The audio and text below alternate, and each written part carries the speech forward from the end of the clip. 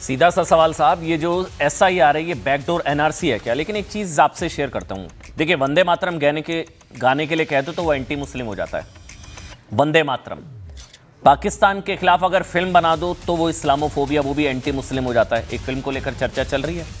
आतंकियों की करतूत को एक्सपोज कर दो तो भी वो भी एंटी मुस्लिम हो जाता है कुछ लोगों के लिए। दंगाइयों पर एक्शन ले लो वो भी एंटी मुस्लिम हो जाता है। कट्टरपंथियों पर डंडा चले वो भी एंटी मुस्लिम हो जाता है।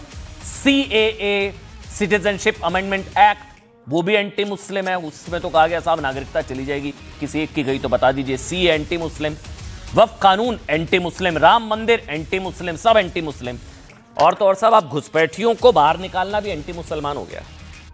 आप इसको ऐसे समझिए, जब क्या होता है कि ये जितनी डर की दुकानें हैं ना, चाहे वक्फ के नाम पर डराया गया, राम मंदिर के नाम पर डराया गया, CA के नाम पर डराया गया, पाकिस्तान के नाम पर डराया गया, ये डर की सारी दुकानों पर जब इतना बड़ा वाला ताला लग गया ना, तो अब डर की एक नई दुकान खुल गई है साहब। इसका नाम है SIR, डर का नया हथियार। SIR मतलब वोटर शुद्धिकरण। घुसपैठियों पर एक्शन को भी एंटी मुस्लिम अब कहा जा रहा है साहब। वैसे तो देखिए, घुसपैठियों का कोई धर्म नहीं होता साहब। घुसपैठी है, आपका हमारा हक मार रहे हैं, लेकिन कहा जा रहा है कि ये तो एंटी मुस्लिम है, मुसलमानों को उनके वोटिंग अधिकार से वंचित किया जा रहा है, ये सब कहा जा रहा है साहब। अब ये कहा जा रहा है कि SIR, ध्यान से सुनिएगा, ये SIR बैकडोर NRC है। NRC, national register for citizen, NRC, भारतीयता तय करने वाला प्रावधान। और SIR यानी कि वोटर लिस्ट, जो पात्र मतदाता हैं उनके वोटर लिस्ट की शुद्धिकरण की प्रक्रिया, ये एक है। ये आरोप लग रहा है कि SIR का नाम, NRC का काम, मुसलमानों को देश से बेदखल करने की बहुत बड़ी साजिश, मुसलमानों को उनके संवैधानिक अधिकार से वंचित करने की एक सुनियोजित साजिश। यह भ्रम फैलाया जा रहा है। जैसे कह रहे थे CA में नागरिकता चली जाएगी, गई एक की भी। जैसे कह रहे थे वक्फ में मस्जिदें छिन जाएंगी, कितनी मस्जिदें गई साहब। ये लोग कह रहे थे UCC आ जाएगा, ये हो जाएगा, 370 जमीनें चली जाएंगी, कुछ हुआ। अब ये भ्रम फैलाया जा रहा है साहब कि जिन मुसलमानों का वोटर लिस्ट से नाम कट जाएगा ना, उन्हें योगी डिटेंशन कैंप्स में भेज देंगे। घुसपैठियों को भेजेंगे, मुसलमानों को थोड़ी ना साहब। कोई हिंदू भी है तो वो भी जाएगा।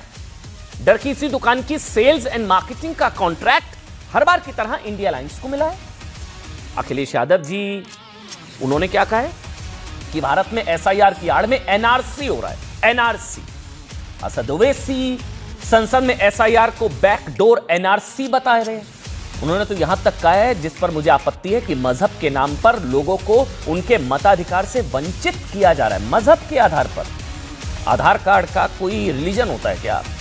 वोटर ID कार्ड, आधार कार्ड, राशन कार्ड, इसका कोई रिलीजन होता है क्या? वो कह रहे हैं कि संसद के बनाए नियम और सुप्रीम कोर्ट के आदेश की अवहेलना हो रही है। चुनाव आयोग ने पब्लिक डोमेन ऑर्डर डाले बिना 35 लाख से ज्यादा मतदाताओं के नाम काट दिया। अब इस पर सवाल उठाइए साहब, मैं भी आपके साथ सवाल उठाऊंगा। लेकिन मजहबी इसको रंग देना, हिंदू मुसलमान इस पर भी करना। इससे पहले विपक्षी पार्टियों की ओर से मुसलमानों को यह कहकर डराया जा चुका है कि SIR के जरिए तुम्हें टारगेट किया जा रहा है, डरो। और यह स्थिति तब है जब SIR के डर से घुसपैठियों में भगदड़ मची हुई है, भगदड़। पश्चिम बंगाल बॉर्डर पर घुसपैठिए सिर पर पैर रखकर बांग्लादेश वापस भाग रहे, कुंडली मारकर बैठे थे। यूपी में कई मोहल्ले रातों रात खाली हो गए हैं। अब उसमें हिंदू भी होंगे, मुसलमान भी होंगे, घुसपैठियों का धर्म थोड़ी ना होता है साहब। योगी सरकार घुसपैठियों को पकड़ने के लिए डिटेंशन कैंप्स तैयार कर रही है। इससे होना तो यह चाहिए साहब कि विपक्षी पार्टियां SIR की तारीफ करती कि चलिए घुसपैठियों को साहब, हमारे आपके हक मार रहे हैं, घुसपैठिए बाहर निकालिए इन लोगों को। आप समर्थन करते चुनाव आयोग का, क्योंकि कुछ वक्त पहले जानकारी सामने आई थी कि बिहार के मुस्लिम बहुल जिलों में, अब देखिए ये जो कहा जाता है ना साहब कि ये मुसलमानों को उनके वोटिंग अधिकार से वंचित करने का एक हथियार SIR, इसमें कितनी सच्चाई है नहीं, वो हम बहस में कोशिश करेंगे जानने की। लेकिन ये फैक्ट है कि बिहार के मुस्लिम बहुल जिलों में अप्रत्याशित तरीके से वोटर्स बढ़े, आधार कार्ड बढ़े।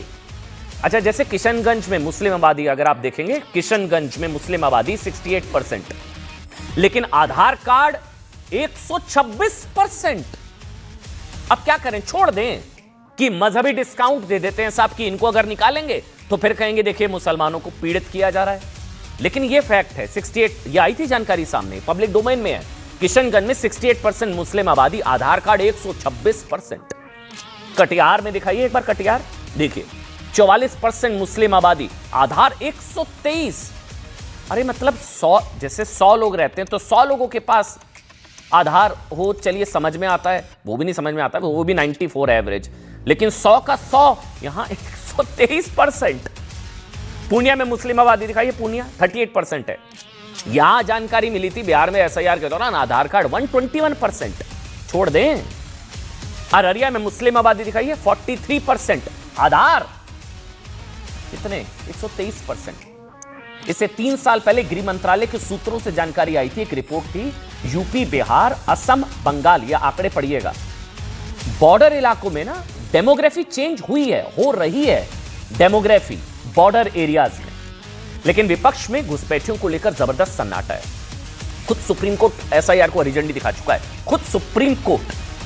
बिहार में एसआईआर प्रक्रिया के जरिए जो 63 लाख काटे गए साहब, उसमें भी विपक्ष ने मुसलमानों के नाम काटने की साजिश बताया था। ये और बात है साहब, 63 लाख छोड़ दीजिए, 63,000, 6300, 63, मैं कह रहा हूं 6 वोटर भी सामने नहीं ला पाया विपक्ष, या कुछ शिकायतें आई हूं कि उनका नाम गलत ढंग से काटा गया है। हालांकि कल ही केंद्र सरकार भारत में एसआईआर के खिलाफ डर वाली दुकान का शटर डाउन कर चुकी है कि इसका धर्म से कोई लेना देना नहीं है प्रभु। हिंदू और मुसलमानों घुसपैठिया है, वो मुसलमान का भी उतना हक मार रहा है जितना हिंदू एक भारतीय का हक मार रहे हैं। यहां लड़ाई भारतीय वर्सेस घुसपैठिए की है, हिंदू वर्सेस मुसलमान मत करिए ओवैसी साहब, अखिलेश यादव जी। कल गृह मंत्री अमित शाह ने संसद में कहा था कि संविधान के आर्टिकल 326 में क्या है, ये मतदाता की पात्रता, योग्यता और मतदाता होने की शर्तें तय की गई हैं। अब इसमें पहली शर्त है कि मतदाता भारत का नागरिक होना चाहिए, विदेशी थोड़ी ना होना चाहिए साहब। और विदेशी है तो उसको मजहबी डिस्काउंट दे दो, मुस्लिम है तो छोड़ दो, ये तो नहीं होगा ना। देश में एसआईआर क्यों हो रहा है? गैर मतदाता यानी कि घुसपैठिए अब खुद भाग रहे हैं, भारत के नागरिकों का नाम एसआईआर में दर्ज हो रहा है। अमित शाह ने यह भी कहा कि भारत में घुसपैठियों को यह अधिकार नहीं दिया जा सकता साहब कि वो तय करेंगे सीएम कौन पीएम कौन, घुसपैठिए बताएंगे। भारतीयों का हक मार रहे हैं, मुसलमानों का हक मार रहे हैं घुसपैठिए, हिंदुओं का हक मार रहे हैं घुसपैठिए, भारतीयों का हक मार रहे हैं घुसपैठिए। कांग्रेस चिड़ी, कल सदन से वॉकआउट कर दिया, अमित शाह का नॉकआउट हो गया। आज ममता बनर्जी ने बंगाल की महिलाओं को भड़काते हुए कहा है कि गृह मंत्री अमित शाह के खिलाफ एक आपत्तिजनक बयान दे दिया। यह बड़ी खबर है इस वक्त जो मुझे बताई जा रही है, एक आपत्तिजनक बयान दिया है ममता बनर्जी ने। गृह मंत्री अमित शाह को बताया कि यह बहुत खतरनाक है, ज्यादा खतरनाक है। उनकी आंखों से साफ दिखता है कि उनकी एक आंख दुर्योधन की तरह है, दूसरी दुशासन की तरह। अब ये खीज, ये चिढ़ किस चीज की है? घुसपैठियों पर एक्शन से दीदी क्यों टेंशन में, और फिर वो ये इस तरह की भाषा, खतरनाक, एक आंख दुर्योधन की तरह, दूसरी आंख वो दुशासन की तरह, दुशासन की तरह। ममता बनर्जी ने भी कहा कि टीएमसी को हराने के लिए एसआईआर का राजनीतिक इस्तेमाल हो रहा है और यही वजह है कि इसे चुनाव से ठीक 2 महीने पहले लॉन्च किया गया।